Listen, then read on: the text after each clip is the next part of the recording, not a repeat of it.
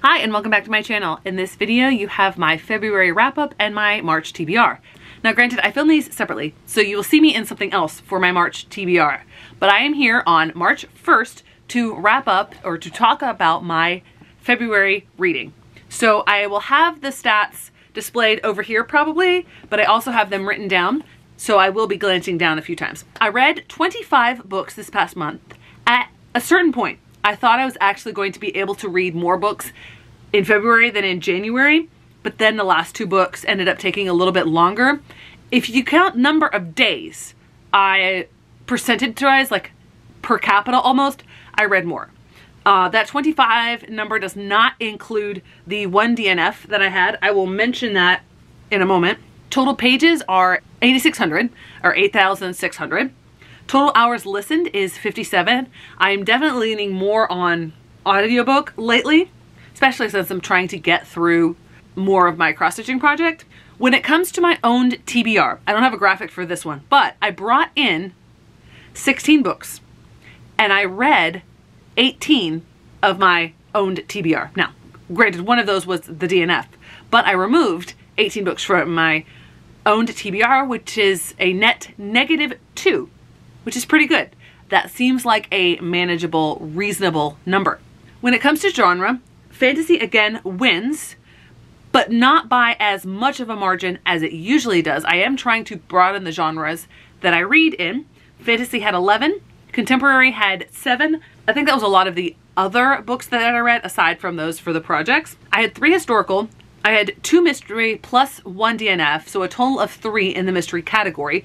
Those were my 3 Goodreads Choice Awards mystery thriller category books that I owned. Then we had 1 horror, which was a middle grade art, and 1 sci-fi, which was the last book that I finished this month. When it comes to the format, 20 of them were regular physical novels, 2 of them were nonfiction, 2 of them were graphic novels, and 1 of them was manga, my very first manga ever. When it comes to source, I read 2 of them on ebook, I read 10 of them physically, and I read 15 of them via audiobook. I also had 5 ARCs. Those were split amongst ebook, physical, and audiobook. As far as author status, 11 of these books were from authors that I have read before. 14 of them were new authors to me. As far as my audience goes, I have a pretty good range this month. Not the range that I expected, but this time I did have some YA novels. I had 10 middle grade, 5 YA, and 10 adult. As far as publication year, I'm not going to break down every year, but because I was prioritizing my ARCs as well as my Goodreads Choice Awards books, I did have 17 of them that were published in 2023. I think that is going to get spread out a little bit more in March and April, but maybe not. As far as diversity goes, 16 of them had some sort of representation, and 5 of them had LGBTQ plus representation. As far as rating, now I didn't check this. When I wrote down the rating, I had not entered the Hexologist or Some Desperate Glory. I don't think that it's actually going to change my rate, my overall average. My overall average is down. When I wrote it down, my overall average was a 4.0, which is down 0.2 from January. I did not have as many hits this month. Speaking of that, let's go into the various categories that I read before I get into genres. As far as the series to start, I had A Winter's Promise by Christelle Dabos. As far as Buzzwordathon, I had Room to Dream by Kelly Yang. The buzzword was dream, or a positive word I should say, and I used dream for that. As far as my Rick Riordan Presents project, as well as finishing series, I had Last Fallen Moon and Last Fallen Realm. That helped me finish the Gifted Clans series. As far as continuing with series that were on my series to read list prior to BookTube, I did clear another series off of that list because I read Al Capone Shines My Shoes and ended up DNFing the series. And then I read another of the books in the Sisters Grimm series, The Problem Child. This is book 3. When it comes to nonfiction, I read 2 books. One of them was for my 24 and 24. Speaking of which, let me mention the 2 that I read for that one. We have Black AF History and Vera Wong's Unsolicited Advice to Murderers. These were both in the hits section when it comes to genres, but they also fit into other categories. The other nonfiction that I read is The Wager. So, speaking of the other categories, let's go into the Goodreads Choice Awards categories. I finished off those categories. In January, I finished off the historical fiction section. This month, I finished off the rest of them. I have The Hurricane Wars, which finished off the 2 books that I had in the Romantasy section. Then, again, I had my 2 nonfiction books, Black AF History and The Wager. Those were in the nonfiction section, obviously. Then I had the mystery thriller category. I had the book that I DNF'd, The River We Remember. And then I had 2 hits, Happiness Falls and Vera Wong's Unsolicited Advice to Murderers. I loved this book so much. In literary fiction, we had The Wishing Game. And in sci-fi, we had Some Desperate Glory. So now I have read every book that I owned prior to the start of the Goodreads Choice Awards for 2023. I've read all of those. And I read 3 entire categories. So I've read a lot of the books that were popular last year. When it comes to arcs, I did not bring all of them over. I know there are 2 ebooks. Those 2 ebooks were 2 Tribes, that was a graphic novel, and also Deep Haven, that was the horror novel that I read. Both of those were middle grades. The ones that I had physically, this was not an arc, but I needed to read this before I read the actual arc. So we have Running Out of Time and Falling Out of Time. We also have Her Radiant Curse and The Hexologists. I read a total of 5 arcs. I have 4 here, but one of them was not an arc. So that finishes off the categories. You'll see me in just a moment when I go over the ratings. Okay, before I get into the ratings, I have to say that I somehow miscounted on my reading log spreadsheet. I read a lot more than 5 arcs. I didn't count, but as I was going through all the books that I read, I think it was closer to 8 or 9 arcs that I read. So I have made really good progress on that goal as well. So let's start at the bottom with the worst. Al Capone, Shines My Shoes, 2.5 stars. At the 3-star level, we have Running Out of Time and Falling Out of Time. We also have the arc of 2 Tribes, as well as the Hurricane Wars. 3.5 stars, we have the arc of Charming, which I had to return to the library. And we also had Some Desperate Glory. At 4 stars, we had The Wishing Game, Room to Dream, The Problem Child, Last Fallen Moon, and Last Fallen Realm. The 3 arcs, Deep Haven, The Order of Chaos, and Last Canto of the Dead. The Order of Things, not The Order of Chaos. The Wager, and The Hexologists. At 4.5 stars, we had Vera Wong's Unsolicited Advice for Murderers. 1 arc, Fury of the Dragon Goddess, A Winter's Promise, Her Radiant Curse, Black AF History. This might get bumped up to 5 stars the more I sit on it, but for right now it's a 4.5 stars. And Happiness Falls. The only 5-star books that I got this month were books that were not on my initial TBR. We have Squire. I didn't even own this book at the beginning of the month. And Spy Family. There you go. They're my top 2 books of the month. Without further ado, we will now, without any sort of transition, go into my March TBR. Okay, now we come to the TBR portion of the video.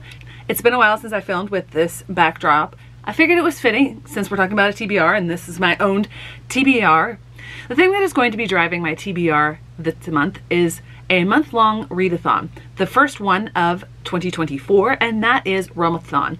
I'm really glad that Cassidy with Covers with Cassidy, who runs this readathon, decided to do it in March and not April so that it wouldn't double up with Magical Readathon, because the past 2 years I've tried to do both and the Magical Readathon has ended up taking a big back seat, I should say, unfortunately. This year I don't have conflicting interests when dedicating my TBR. Now I still will be going through all of my required reads, all the lists that I want to get through, but I tried to choose books that would help me and my team as much as possible. The team that I have decided to join is Team Blood, which, yes, it sounds a little gruesome, and I wish that the word blood counted for extra points because I have several, which sounds a little interesting when you think about it. But anyway, I have several that don't fit the bonus prompts that would have if that had counted. But anyway, how Realmathon works is that there are 4 different realms, and each of those realms is battling to see which is going to win. Last year they were divided up by genre. This year they're divided up by theme, basically, hence the team Blood. I forget who is the leader of that team. I should look that up. But anyway, there's a series of points that you can either earn positively or negatively. The positive points go towards your team to help build up your strength. The negative points go towards attacking another realm. I'm not going to go through each of those points, but I will, if I remember, link to Cassidy's announcement video. There are 2 bonus prompts for each team, and that's why I chose the team that I did, because the bonus prompts fit the best. And the bonus prompts for Team Blood are there's a person on the cover, or the cover is more than 50% red. And you will see what is guiding my selection of books so that I can be a mild kind of mood reader. It's the red color, but I'll talk about those in a moment. The ones to meet my list that are requirements, I did try to also make sure that they got me bonus prompts. Those are not the only points that I can earn, but they are the bonus prompts, which is helpful. So first off, we have my series that I want to start. I don't have any series where the covers are more than 50% red, but I do have one where there's a person on the cover, technically a robot, but I count Murderbot as a person, and that is All Systems Red, which is book 1 in the Murderbot series. The next we have my Buzzwordathon book, and it just so happens that Buzzwordathon goes right along with the extra prompts for my team, and the buzzword for this month is a character name in the title, so I chose My Lady Jane. Clearly there's a person on the cover. Next we have my 24 and 24 books, and I chose the 2 books that had the most red covers, and that is Magpie Murders by Anthony Horowitz, clearly more than 50% red, and Promise Boys by Nick Brooks. From what I've heard, this is going to be a difficult read. Then we come to my goal of clearing off all of this series from my list that I started prior to book 2. I don't think I'll be able to finish any of those, but I am going to make progress. And for that reason, I'm choosing to do 2 of the Sisters Grimm series because it's a long series. I want to get through it this year. This one, Once Upon a Crime, yes, it does have a person on it, but I also wanted to get to this one, which is 50% red, and that's book 5. So obviously I had to read book 4 and book 5. So I have 2 for this, which leaves only 4 books on that series. And then another one that is more than 51% red, which helps me move forward in that series goal, is book 2 of the Renegade series, Arch Enemies. I didn't put the 3rd book in that series on the list because I don't think it's more than 51% red, and they are fairly larger books. Then for my Rick Riordan Presents Imprints goal, I don't have 2 on my list for this month, on my TBR for this month, because I am reading more than 2 in February. As I'm filming this, I have 4 more days of February, and I have several arcs of Rick Riordan Imprints books, and I'm planning to get through more arcs. I will be ahead and I won't need to do 2 of those, but I do have one that's going to help me finish a series and is more than 50% red, and that is Dawn of the Jaguar by J.C. Cervantes. This also helps with my arc goal, because I am still going to try to move forward with that. However, we shall see. I am going to prioritize the books with red covers. With that being said, let's take a look at all of the books on my TBR that are more than 50% red. First, we have 2 books in a series which would help me finish a series. We have Wings of Shadow. Now, this does not look more than 51% red, but if you combine that with the back cover, those 2 put together are more than 51% red. And then we have the conclusion to the trilogy with Heart of Flames. Those are longer, but I would really like to get to those. Now, I do need to mention one other goal, and this is one that I might not meet for March, and that is reading more nonfiction. Trying for 2 a month. I just don't have a lot of nonfiction with red covers. However, I do have one that is basically all red, and that is State of Denial, Bush at War, Part 3. Have I read Part 1 and 2? No, but this is like a history. So, we shall see if I get through this. Then we have the newest addition to my collection, The Gin Waits 100 Years. This also has a person on the cover, so that would be double bonuses. This one, I'm using both the front and the back to be more than 51% read, and that is Descendant of the Crane, and it also has a person on the cover. Next we have The Book Wanderers. This is book 1 in Pages & Co. series. You have front, which is definitely more than 51%, and back, and you have a person on the cover. See why I chose this particular team? Then we have The Thursday Murder Club. This one I'm not 100% sure. I might not read this one. I don't think there's enough read to count it, but I may or may not get to this month. I am looking forward to this series though. Then we have Manslaughter Park. Yes, this is kind of pinkish, but it's the kind of pink that has very, very red tones to me, so I am counting this as red, and I really want to get into this series. Then we have The Elephant in the Room. Speaking of the proverbial elephant in the room, I've heard some not so great things about this book, but it's short and it will help me with my own TBR, and there's a person on the cover. We'll give it a shot. This next one will help me catch up with the series and is very, very read, and that is The Light Struck by Sunyamara. I've read The Darkening, which is book 1. I think this is a duology, which would be really nice. But not only is the entire cover basically red, but you'll also have red sprayed edges all around. This is definitely red, and there's a person on the cover. Next we have The Scarlet Alchemist. I mean, you have Scarlet in the name, so there's definitely a lot of red all over on this one, and you have a person on the cover. Speaking of Scarlet, I have a book named Scarlet, definitely very red, and there's no person on the cover, but it's about the French Revolution, and I think has zombies in it. So we shall see about this one. This one, we have A Burning by Megha Majumdar.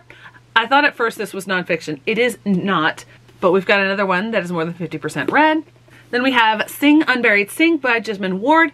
I'm a little bit nervous about this based on my experiences with her newest book, Let Us Descend. It was not a bad book, but it didn't necessarily work for me. So I am a little nervous about this one, but excited to give it a try. It is definitely way more than 51% read. Then we have The Sympathizer by Viet Thanh Nguyen. I'm really excited to get to this, especially after reading his biography. Very, very read. This one, I don't think the original cover or the dust jacket was very red, but I have gotten rid of that dust jacket, so I'm definitely counting this one as red. Red as an R-E-D, not R-E-A-D. This is Forged by Blood. And then the last one that I found is These Burning Stars by Bethany Jacobs. And this is a sci-fi novel, very, very much read. Am I going to get through all of these books? Probably not. The ones that I am going to get through are the ones that I talked about first, the ones that are priority reads for me, and then I'm going to pick and choose from the others. I'm also probably going to read other books that are not on this list at this moment, because one of the weekends is the weekends of Peace Talks. You know what? I just realized that March includes spring break. So who knows? I might actually get to all of these.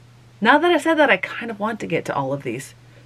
We shall see if I set my ambitions a little too high or not. But there you go. There's my TBR for the month. Thanks so much for watching. I hope to see you in the next one.